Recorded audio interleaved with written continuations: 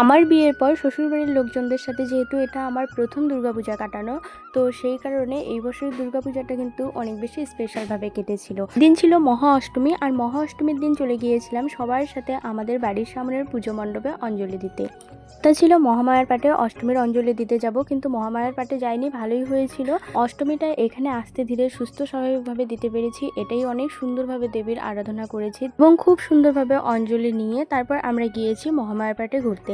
যেহেতু হেঁটে হেঁটে যাওয়াই যায় আমাদের এখান থেকে, কিন্তু সেদিন ছিল ভীষণ পরিমাণে গরম, তো বর বলল যে চলো হেঁটে না গাড়িতেই যাব। চারজন একসাথে গাড়িতেই গিয়েছিলাম। গিয়ে দেখি মা দেবীর মুখ এখানে ঢেকে রেখেছে, আমরা তো কিছুতেই মা দেবীকে দর্শন করতে পারলাম না।